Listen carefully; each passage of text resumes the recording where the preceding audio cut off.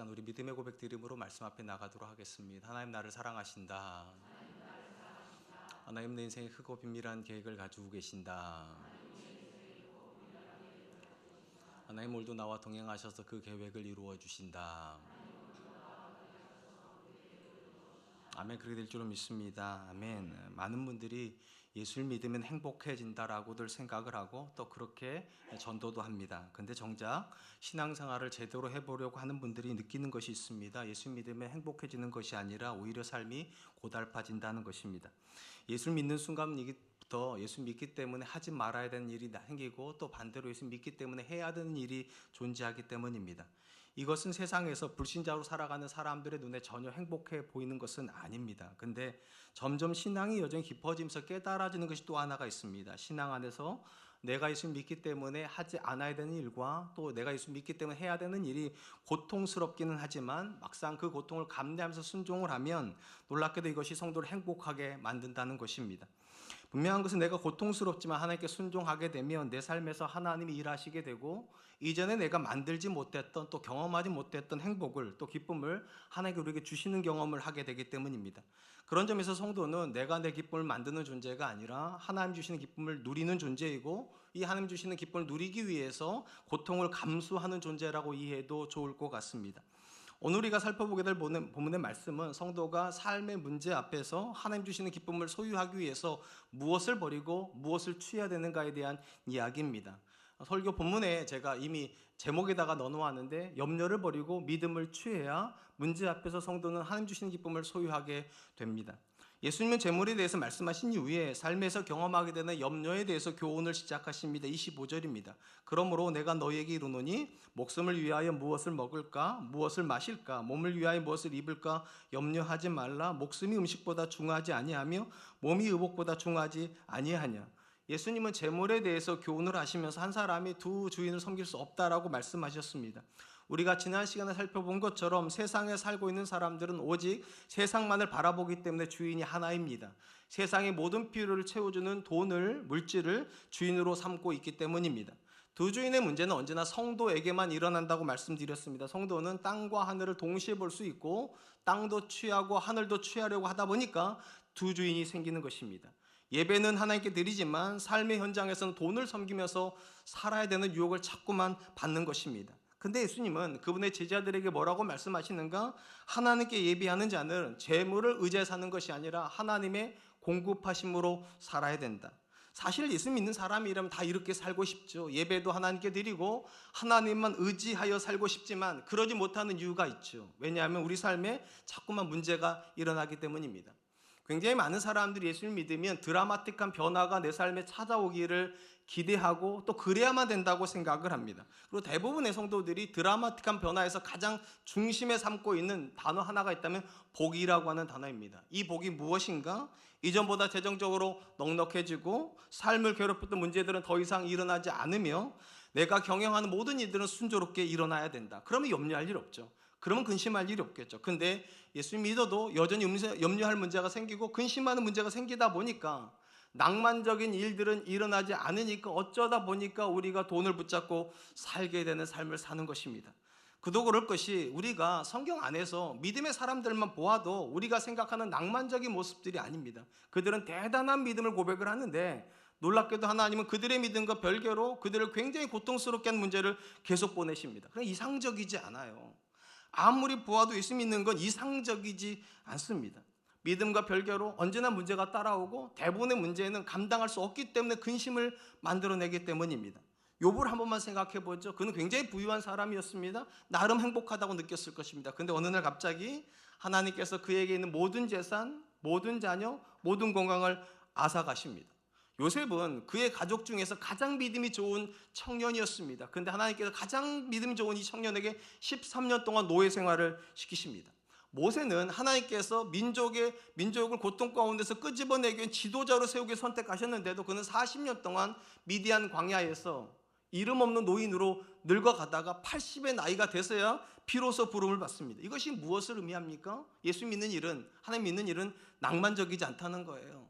하나님 믿어도 늘 삶에 문제가 일어나고 때로는 내가 감당할 수 없어서 염려할 수밖에 없는 상황 앞에 놓여야 된다는 것입니다. 이것이 신앙의 현실입니다.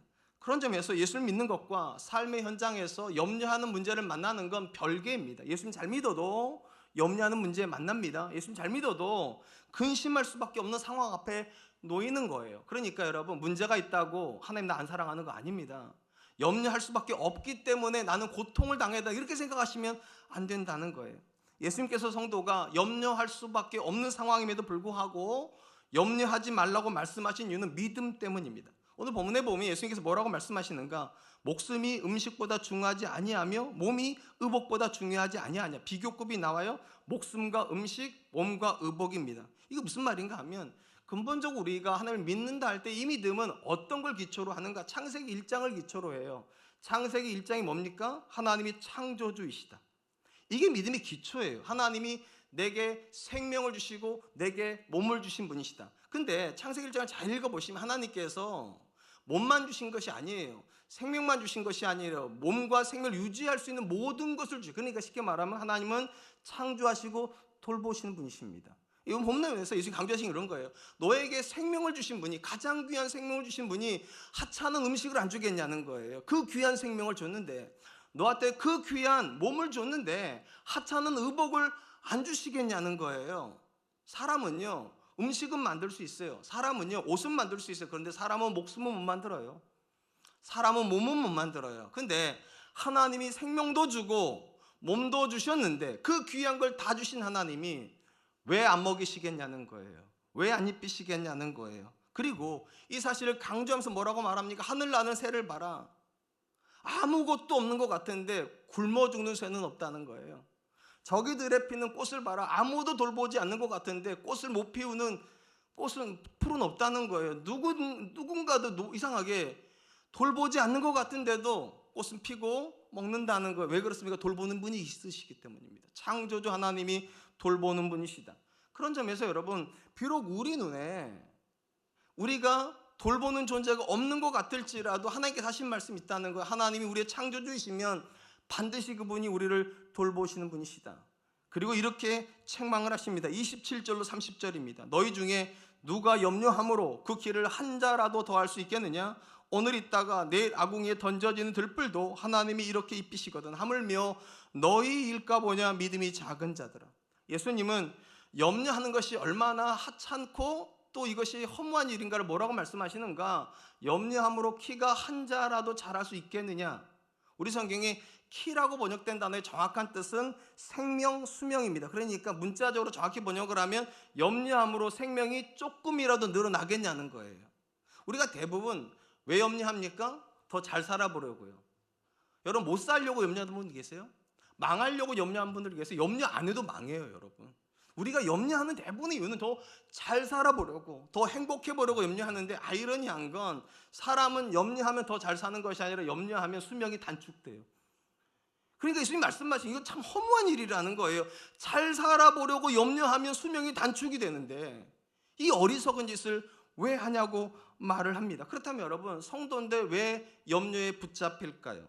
우리 많은 게 이렇게 생각을 하죠. 문제가 많아서, 상황이 복잡해서 나는 염려하고 근심한다. 근데 예수님께서 뭐라고 말씀하시는가? 이렇게 말씀하셔요. 하물며 너희일까 보냐. 하늘 나는 새도 먹이시는 분이 계시고 들에 나는 꽃도 돌보시는 분이 계시는데 하나님의 형상을 부유한 너희를 안 먹이신다고 생각하니까 염려한다는 거예요. 그러니까 문제가 많아서 염려하는 거 아니에요. 문제가 감당할 수 없을 것 같아서 근심하는 게 아니라 사실은 믿음이 없다는 거예요. 믿음이. 하나님이 나의 창조주이시고 하나님이 나의 보호자시며 하나님이 나의 모든 것을 다스리는 분이란 이 믿음이 없으면 아무리 교회를 다녀도 염려합니다. 염려는 그래서 불신앙인 겁니다. 근본적으로 하나님의 돌보심을 믿지 않기 때문에. 그래서 예수님께서 오늘 본문에서 염려와 관련해서 하시는 말씀이 이거예요. 믿으라는 거예요. 하나님이 너의 창조주이시고 하나님이 너의 돌보시는 분이라는 거 안 믿어지면 하늘에 날아다니는 새를 보고 생각하라는 거예요. 들에 피는 꽃을 보면서 생각하라는 거예요. 누가 입히시는가? 누가 먹이시는가? 하나님이 입히시고 하나님 먹이신다면 이렇게 말하라는 거예요. 하물며 나는 왜 그렇게 안 해주시겠는가? 사랑하는 성도 여러분, 하나님의 성도를 향하여서 항상 기뻐하라, 범사에 감사하라고 하는 말씀하신 이유는 문제를 안 주시기 때문이 아니에요. 또 우리 보고 염려하지 말라고 하신 이유도 염려할 상황이 안 일어나기 때문이 아니에요. 근본적으로 하나님께서 저와 여러분들에게 기뻐하라, 감사하라, 염려하지 말라는 이유는 딱 하나예요. 믿음 때문에. 하나님이 계시다는 이 믿음, 하나님이 돌보신다는 이 믿음, 하나님이 공급하신다는 이 믿음 때문에 문제가 있지만 기뻐할 수 있고, 걱정은 있지만 염려하지 않을 수 있다는 거예요. 마치 세상에 있는 사람들은 돈이 많아지면 많기 때문에 걱정 안 해요. 그렇죠? 여러분들 그런 생각 하지 않으세요? 돈이 한 100억만 있어도 염려 안 할 것 같은데. 여러분 안 그러시나 본데 저는 그런 생각해요. 왜냐? 어차피 못 받아요. 제가 100억 어디 보러 제가요. 그러니까 생각은 하는 거예요. 100억쯤 있으면 걱정하지 않아도 되지 않을까? 이런 생각을 해요. 세상에 있는 사람들은 부유함이 염려를 없애줘요. 그러면 예수 믿는 사람은 뭐가 염려를 없애주냐는 거예요. 여러분들도 돈이 있으면 없어질 수 있죠. 왜 예수 믿는 사람도 돈의 능력을 무시하면 안 돼요. 돈이 있으면 상당 부분이 없어지는 게 맞아요. 그런데 돈이 없어서 염려한다면 예수 믿는 사람, 안 믿는 사람 뭐가 차이가 있냐는 거예요. 그들도 돈이 없으면 염려해요. 예수 믿는 사람 뭐가 차이가 있어야 되냐는 거예요. 그들은 돈이 있어서 염려하지 않다. 우리는 하나님이 있어서 염려 안 한다는 거예요. 이게 사는 방식이 다른 거예요. 너희는 돈이 있냐? 나는 하나님이 있다. 너희는 돈이 보호하냐? 나는 하나님이 보호하신다. 분명한 건 그들은 돈이 떨어지면 좌절합니다. 그런데 성도는 돈이 떨어져도 여전히 믿는 구석이 있어요. 내게는 하나님이 계신다. 제가 정말 저 옆에 있다고 그랬잖아요. 하나님이 계셔서 참 다행이라고. 왜냐하면 저는 때로는 돈이 없는 시절을 지나보았어요. 내 문제를 내가 해결하지 못하는 시점도 지나와 봤다니까요. 그런데 참 신기한 건 살았어요. 죽지 않고. 그리고 제 인생을 돌아보면 느끼는 게 있어요. 참 잘 살았다예요. 그럼 딱 하나예요. 돈은 없을 수 있는데 하나님 계시더라고요. 그 하나님이 하늘나는 새도 먹이셨는데 저도 먹이시더라고요. 그 하나님 들에 있는 꽃도 입히시는데 저도 입히시더라고요. 그리고 말씀하세요. 하물며 여러분이시겠습니까? 그러니까 여러분, 근심은, 염려는 문제에서 나오는 거 아니에요. 믿음에서 나오는 거예요. 그래서 기도해야 돼요. 하나님 내게도 믿음을 더하여 주십시오. 그리고 그 믿음으로 염려와 싸우는 거예요. 아무리 큰 근심이 있어도 내게는 하나님이 계신다. 아무리 큰 문제가 일어나도 하나님이 감당할 수 없는 문제는 없다. 이것이 저와 여러분의 믿음의 고백이 될 수 있기를 축복합니다. 한편 예수님의 성도가 염려하지 말아야 되는 근본적인 이유를 이렇게 말씀하십니다. 31절 32절입니다. 그러므로 염려하여 이르기를 무엇을 먹을까, 무엇을 마실까, 무엇을 입을까 하지 말라. 이는 다 이방인들이 구하는 것이라. 너희 하늘 아버지가 이 모든 것이 너희에게 있어야 할 줄을 아시느니라. 예수님께서 염려에 대해서 말씀하시면서 26절과 32절에 두 번이나 강조한 표현이 있어요. 하늘 아버지라는 표현입니다. 유대 사회는요, 우리가 아는 것처럼 남성 중심의 사회이고, 남성 중심 사회에서 아버지가 있다는 건 굉장한 의미를 가집니다. 아버지가 있다는 건 가장이 있다는 거고, 단순히 가장을 대표하는 존재가 가장은 아니에요. 생계를 책임지는 존재가 있다는 거예요. 그러니까 아버지가 없으면 생계가 불안해질 수밖에 없어요. 만약에 누군가가 아버지가 있다면 이 가정의 자녀들은 그 모든 생계에 대한 필요를 누구로 인해서 채워질 걸 기대할 수 있습니까? 아버지로. 그런데 아버지가 없다면 어떻게 해야 됩니까? 불안해야 돼. 왜냐하면 그 모든 생계는 누구 책임이 되니까 이제 내 책임이 되는 것입니다.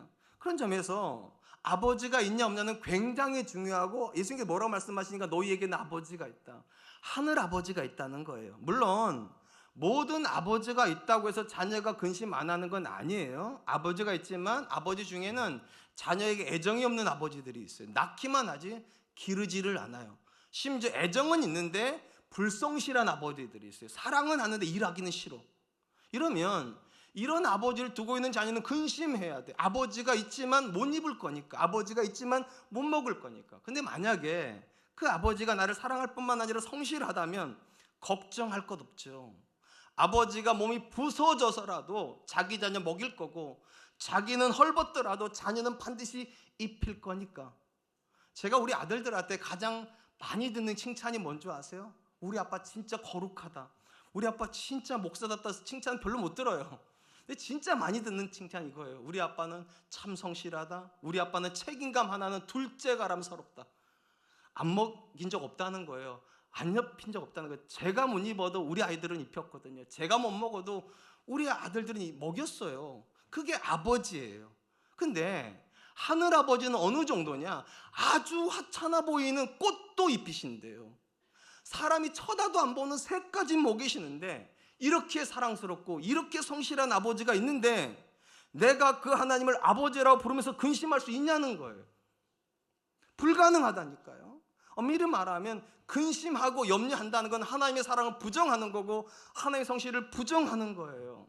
이 땅에는 어떤 존재보다 하나님은 여러분 사랑하는 줄로 믿습니다. 어떤 존재보다 하나님은 성실한 줄로 믿습니다.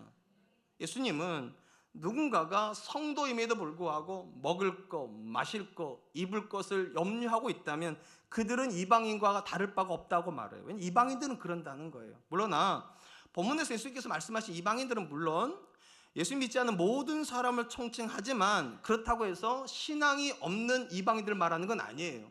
이방인들도 신앙이 있을 수 있습니다. 그들도 신을 믿죠. 왜 신을 믿습니까? 자기가 감당할 수 없는 문제를 만나기 때문이에요. 그리고 그 신들은 다 자기 문제를 해결해 줄 수 있을 거라고 생각하니까 기도도 해요. 근데 이방인들이 믿는 신과 우리가 믿는 하나님 다르다는 거예요. 왜냐? 근본적으로 이방인들이 믿는 신은 사람에게 관심 없어요. 늘 말씀드리잖아요. 그리스 로마 신화에 보면 신들은 자기 비즈니스가 있어요. 연애를 해요. 이방인들의 신들은요. 그러니까 이 땅에 있는 사람들 어떻게 됩니까? 신의 관심을 받아야 되기 때문에 많은 경우에 자학을 해요. 막 때리고 금식하고 이래야 신이 쳐다본다고. 그러니까 그들의 관점에서 신은 능력은 있지만 나를 사랑하지 않아요. 그들의 관점에서 신은 모든 걸 할 수 있지만 내게 해주지는 않아요. 그러니까 간절한 거예요. 나를 좀 쳐다봐 달라고, 그 능력을 내게 써달라고. 근데 우리가 믿는 하나님은 어떤 분이라는 거예요. 내게 관심이 없을 수가 없어요. 왜 나를 만드신 분이시니까. 제가 우리 아들들을 뭐 그렇게 대단하다고 사랑하겠어요. 우리 아들들보다 더 대단한 애들이 많아요. 제 아내는 가끔씩 그런 얘기를 하거든. 우리 아들들이 연예인보다 더 잘생겨. 제가 그럴 때만 하면 제발 그러지 말라고. 객관적으로 그렇지 않냐고. 객관적으로. 주관적으로는 그럴 수 있죠. 하나님께서 저와 여러분들 객관적으로 못 보시는 이유가 있어요. 하나님 만드셨으니까. 천하 누구보다 여러분이 더 아름다울 수밖에 없죠. 아멘 하셔야죠. 안 믿으시는 거예요? 천하 누구보다 귀할 수밖에 없죠. 그냥 하나님이 만드셨으니까.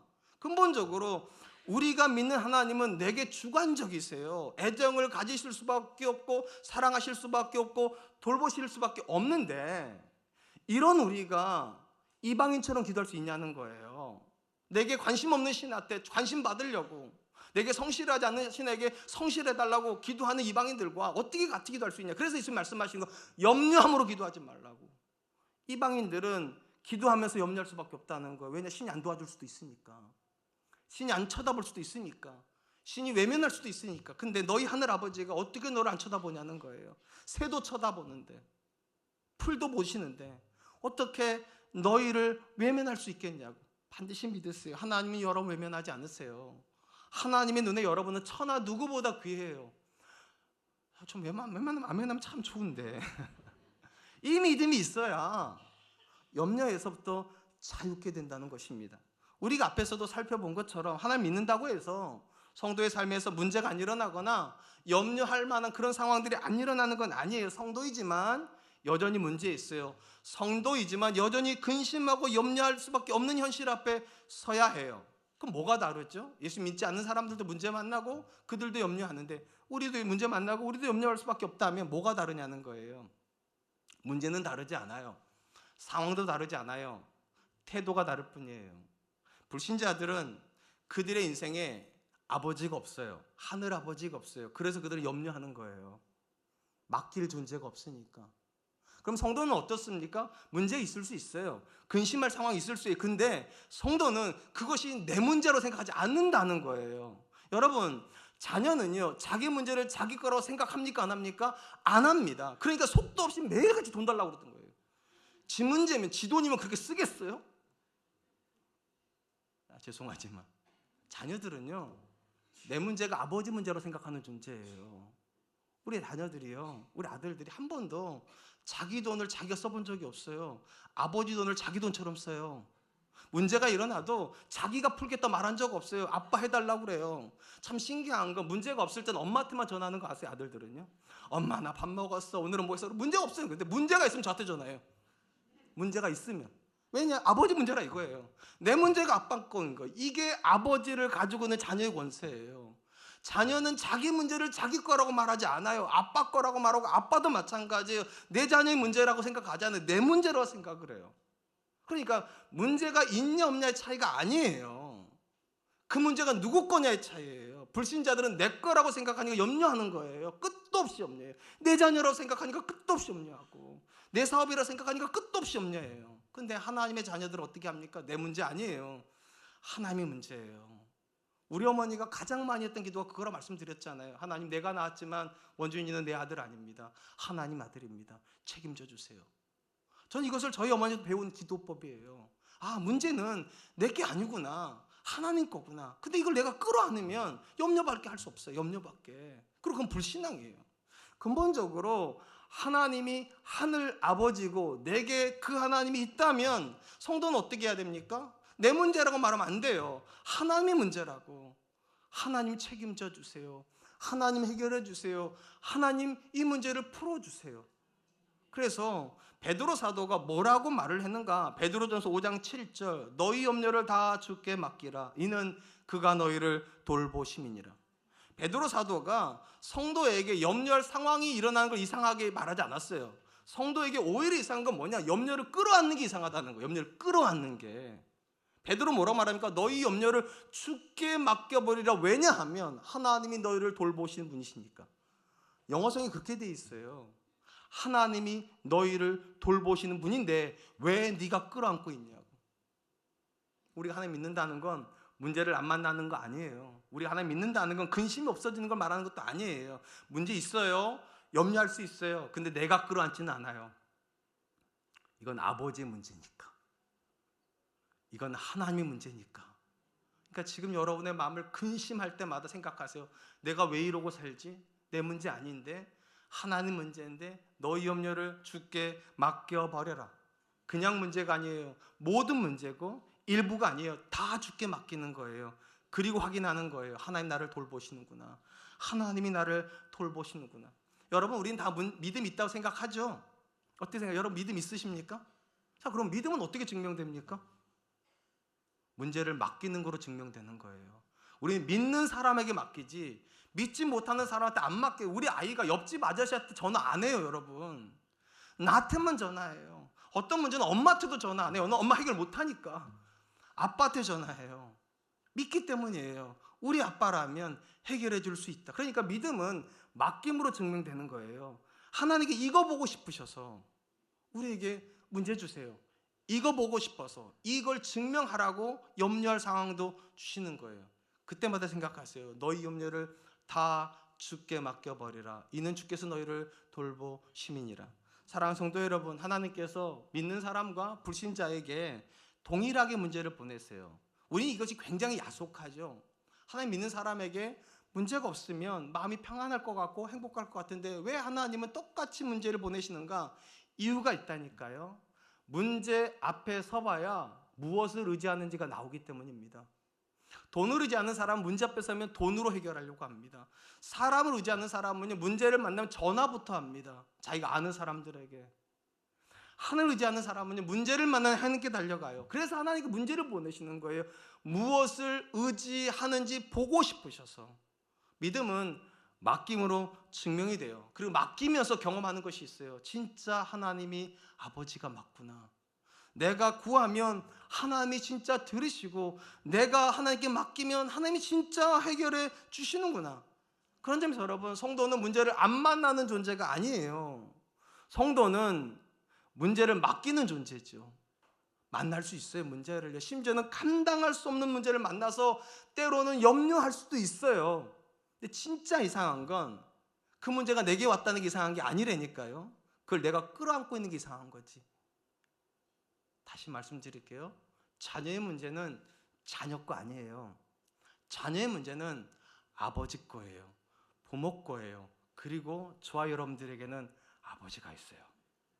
너희에게는 하늘 아버지가 있다. 그리고 뭐라고 말씀하십니까? 하물며 너희일까 보냐. 그 아버지가 새도 먹이는데, 들풀도 먹이는데, 입히는데 너희를 왜 안 먹여주겠냐고, 너희를 왜 안 입혀주겠냐고. 그러므로 오늘도 우리에게 하나님이 있다는 이 사실을 믿으시고 그 아버지께 문제를 맡길 수 있기를 주님의 이름으로 축복합니다. 마지막으로 예수님은 생존에 대해서 염려하지 말 것을 교훈하신 이후에 오히려 성도가 가장 많이 집중해야 되는 영역에 대해서 이렇게 말씀하십니다. 33절입니다. 그런즉 너희는 먼저 그의 나라와 그의 의를 구하라. 그리하면 이 모든 것을 너희에게 더하시리라. 예수님은 우리가 염려를 먼저 붙잡는 것이 아니라 문제 상황에서 먼저 붙잡아야 될 것은 두 가지라고 말씀하셔서 하나님 나라와 하나님 의를 붙잡아라. 여기서 말하는 하나님 나라는요, 하나님 다스림이에요. 그러니까 어떤 상황 속에서도 내가 하나님의 다스림 안에 있기를 위해서 기도하고, 하나님의 의라고 하는 것은 간단히 말하면 내 뜻이 이루어지는 것이 아니라 하나님 뜻이 이루어지기를 원한다, 이렇게 하나님께 기도하라는 것입니다. 사실은 생각해 보면 사람이 염려를 항상 하는 건 아니죠. 여러분 주로 언제 염려하세요? 내가 감당할 수 없는 문제를 만날 때 우리는 그때 염려를 합니다. 그러니까 쉽게 말하면 우리가 염려한다는 우리 한계성을 인정하는 거예요. 그러니까 염려가 나쁜 건 아니에요. 자각시켜주는 거예요. 내가 한계가 있는 사람이구나. 저도요, 웬만한 문제는 제가 어느 정도 해결을 해요. 우리 아들한테도 그런 얘기를 한 적이 있어요. 우리 아이가 사고를 냈어요. 차 사고를 살짝 스쳐서. 그러면 저한테 막 안절부절하더라고요. 제가 뭐라고 그랬는가? 아빠가 50만 원까지는 줄 수 있다 그랬어요, 제가요. 그러니까 50만 원까지 줄 수 있으니까 네가 50만 원을 해결하면 문제 없는 거다. 참 감사하게 우리 아이가 50만 원 해결을 했어요. 그리고 저한테 그러더라고요. 우리 아빠가 50만 원 줬다고. 그래서 저는 50만 원까지는 그래서 저한테 50만 원 달라고 하시면 안 돼요. 우리 아들이니까 준 거예요. 그러니까 저도 50만 원이나 그 어간 안에서는 제가 해결해 줄 수 있어요. 그런데 그 이상을 넘어가잖아요. 그럼 저 화가 나요. 그리고 이렇게 말해요. 나보고 어쩌라고 도대체. 내가 무슨 뭐 ATM기야? 내가 뭐 은행장이야? 내가 막 그렇게 화를 내요. 그러니까 근본적으로 사람이라고 하는 존재가 아무리 무능해도요, 어느 정도까지 해결을 할 수 있습니다. 근데 해결 범위를 넘어가면 염려가 시작되는 거예요. 화가 나는 거고 분노가 시작되는 거예요. 근데 왜 성도가 염려하지 말아야 되는가? 성도라고 해서 갑자기 능력이 무한대가 되는 건 아니잖아요. 이유가 있어요. 주인이 바뀌었기 때문이죠. 만약에 내가 여전히 내 인생의 주인이라면 우리는 한계가 여전히 존재해요. 근데 내 인생의 주인이 바뀌어서 하나님이 내 인생의 주인이시라면 내가 해결 못할 문제는 있어도 하나님이 해결 못할 문제가 있겠냐는 거예요. 우리 큰아들이 저한테 매번 그런 얘기했어요. 아빠가 목사만 아니었어도 자기 인생 폈을 거래요. 지금보다 더 잘 됐을 거래요. 왜냐하면 목사가 해줄 수 있는 일이 제한되잖아요. 그래서 제가 인정했어요. 맞다. 아빠가 목사이기 때문에 못 해주는 일이 있다. 근데 한 가지 반드시 기억해라. 너에게는 아버지가 한 분 더 계신다. 하늘 아버지가, 육의 아버지가 해줄 수 없는 일을 분명히 해주는 걸 네가 경험하게 될 거다. 그리고 나서 나중에 얘기할 거다. 우리 아빠가 목사인 게 더 좋았다고. 내가 못 해주기 때문에 하나님을 바라볼 수 있잖아요. 근본적인 관점에서 성도가 왜 염려하지 말아야 되는가? 우리가 하나님 다스림 안에 있기 때문이에요. 이게 왜 중요하냐? 문제를 만나면 이 생각을 먼저 하라는 거예요. 이거 내가 해결할 건가? 아니면 하나님 해결할 건가? 하나님 해결한다면 왜 염려하냐는 거예요. 하나님에게 능력이 없습니까? 하나님에게 부족이 있냐는 거예요. 그래서 말하는 거, 너희는 먼저 하나님 나라를 구하라고. 하나님이 나를 다스려 달라고. 하나님 이 문제 속에서 나를 붙잡아 달라고. 또한 우리가 왜 하나님의 의를 구해야 되는가? 만약에 내가 만나는 문제 속에서 내 뜻이 이루어지길 원한다면 내가 원하는 대로 순서대로 착착착착착 가야 돼요. 그래 마음 평안해요. 근데 때로는 일이 꼬인단 말이에요. 근데 만약에 내 뜻이라면 이게 불안하겠죠. 내 뜻대로 안 되고 있으니까. 근데 우리가 하나 더 믿는다니까요. 모든 걸 합력하여 선으로 만드신 하나님 뜻이 있어요. 그러니까 내 뜻이 무너져도 우리는 여전히 기댈 곳이 있다니까요. 하나님 뜻이 이루어지겠구나. 그러니까 여러분, 문제 때문에 우리가 염려하는 거 아니에요. 잘못된 생각 때문이에요. 내가 해결해야지, 내 뜻 이루어야지, 이 잘못된 생각이요. 그러니까 예수님께서 말씀하세요. 순서를 바꾸라고. 먼저 잡을 게 있다는 거예요. 하나님이 다스려 주시기를, 하나님 뜻이 이루어지기를. 그러면 염려는 사라진다는 거예요. 우리 예수님의 말씀 묵상하다 보면 이런 생각이 들어요. 성도임에도 불구하고 우리가 하나님 나라를 구하지 못하고 하나님의 뜻을 구하지 못한 이유가 뭐냐는 거예요. 뒤집어 놓고 보면 염려에 사로잡혔기 때문입니다. 염려에. 그럼 왜 염려에 사로잡혔냐는 거예요. 아직 주인이 안 바뀌었기 때문이에요. 내가 여전히 내 인생의 주인이 돼서 내 자녀 문제를 내가 풀어야 되고, 우리 가정의 문제를 내가 책임져야 되고 내가 만나는 모든 영역 속에서 내가 뭐를 해야 된다 생각하니까 끝도 없는 염려, 끝도 없는 근심. 여러분은 주인이 바뀐 사람이에요. 하나님이 내 인생의 주인이세요. 하나님이 여러분을 먹이세요. 하나님이 여러분을 입히세요. 그러니까 무엇을 먹을까, 무엇을 입을까, 무엇을 마실까 염려하지 말고 하나님께 이렇게 말하라는 거예요. 하나님 다스려 주세요. 하나님 보호해 주세요. 하나님 인도해 주세요. 그리고 또한 마음이 낙심될 때마다 이렇게 말하더라고요. 하나님 내 뜻이 이루어지는 거 아닙니다. 하나님 뜻이 반드시 합력하여 선으로 이루어질 거니까 하나님 나로 감사하게 해주세요. 나로 기뻐하게 해주세요. 나로 찬양하게 해주세요. 염려할 일이 없어서 염려 안 하는 거 아니고 근심할 일이 없어서 근심 안 하는 거 아니에요. 믿기 때문에 하나님이 다스리신다. 지금도 하나님 뜻은 이루어진다. 반드시 기억하세요. 하나님이 여러분 인생의 주인 되는 게 믿음의 사건일지라도 하나님이 강압적으로 여러분을 다스리지 않아요. 왜냐하면 하나님은 우리에게 자유의지를 주셨기 때문에 우리가 하나님 앞에 내 문제를 내어드리기 이전까지 하나님 우리 인생에 개입하지 않으세요. 그럼 우리는 언제 이 문제를 내어드릴까요, 여러분? 언제 여러분이 하나님 앞에 문제를 내어드릴 것 같으세요? 항복할 때요. 하나님 항복입니다. 난 도무지 이 문제를 내가 못할 것 같아요. 제가 우리 아들 둘 키운다고 말씀드렸잖아요. 혹시 이 중에 아들 키워본 적이 없다면 제 설교가 은혜가 안 되실 거예요. 딸들은 달라요. 확실히 달라요. 아들들은 20살 때까지는 아버지가 이겨 먹을 수 있습니다. 막 말하면 돼요. 20살 때. 그런데 딱 20살 넘어가니까 애가 저한테 덤비더라고요. 근데 말도 엄청 잘해요. 이제는 똑똑해져가지고. 어느 날 제가 깨달았어요. 내가 더 이상 얘를 못 이기겠구나. 힘으로도 못 이기고 말로도 못 이겨요. 항복이에요. 그리고 나서부터 기도가 바뀌었어요. 하나님, 내가 낳았지만 내 아들 아닙니다. 하나님 아들입니다. 하나님, 이 문제는 내가 도무지 못하겠습니다. 나는 얘를 설득을 해야 되겠다. 하나님, 내가 도무지 설득이 안 됩니다. 하나님, 예전에는 내가 할 수 있는 줄 알았어요. 그렇기 때문에 기도 안 해도 애와 대화가 됐어요. 지금은 기도 안 하면 대화가 안 돼요. 저는 제 아내가 엄청 착한 여자인 줄 알았어요. 근데 20년 좀 넘어가니까 어디서 아줌마가 와 있더라고요. 아줌마 못 이겨요. 아저씨는 죽었다 깨어나도 아줌마 못 이겨요. 항복이에요. 그리고 기도하는 거 하나님, 내가 이제 더 이상 제 아내랑 대화가 안 됩니다. 하나님이 책임져 주세요. 하나님 주신 아내니까, 하나님 주신 남편이니까. 여러분, 하나님께서 여러분을 왜 여러분이 감당할 수 없는 문제 쪽에 자꾸만 밀어넣는 줄 아세요? 항복하라고. 항복이 돼야 맡길 거 아니겠어요? 항복이 안 되는데 어떻게 맡기겠냐고요. 그러니까 여러분, 문제가 없으면 계속 교만해지는데 문제를 만나면 겸손해지는 거예요. 그리고 할 수 있는 게 하나밖에 없어요. 하나님 다스려 주세요. 하나님, 내 뜻이 다 무너졌으니까 하나님 뜻이 이루어지게 해주세요. 그래서 문제 앞에 서면 가장 먼저 너희는 먼저 그의 나라와 그의 의를 구하라. 그럼 어떤 기적이 일어납니까? 그리하면 이 모든 것을 너희에게 더하시리라. 사실 이 모든 게 내가 근심했던 것들이거든요. 먹을 거, 마실 거, 입을 거, 자녀 문제, 사업 문제, 건강 문제. 이거 근심 아니라고 하나님 뜻도 못 구했고 하나님 나라도 못 구했는데 이걸 뒤집어 보라고 말씀하시는 거예요. 먼저 하나님 나라 구하고 한 뜻을 붙잡아 보라고. 그럼 이건 덤으로 찾아온다고. 덤으로.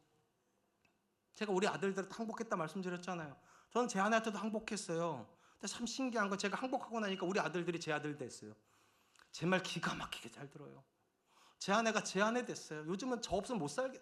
오해하지 마세요. 남주기 아깝다고 말하는 거예요. 참 기적 같은 일이 벌어져요. 하나님의 다스림 안으로 내가 들어가고 우리 가정을 우리가 하나님 안으로 집어넣고 내 자녀를 하나님 안으로 집어넣고 내 아내를 하나님 안으로 집어넣었을 때 내가 원했던 모든 일들이 이루어지고 있다는 거. 그런 점에서 여러분, 신앙은요, 역할을 바꾸는 거예요. 역할을 바꾸는 게 신앙이에요. 꼭 적어 놓으세요. 신앙은 역할을 바꾸는 거예요. 어떻게 해요? 내가 하나님 일을 하고 하나님은 내 일을 하도록. 이전에 우리가 왜 근심했습니까? 내가 내 일을 하고 하나님 일을 하는 줄 알았으니까. 그게 근심이에요. 신앙 거꾸로 해요. 하나님의 일을 내가 하세요.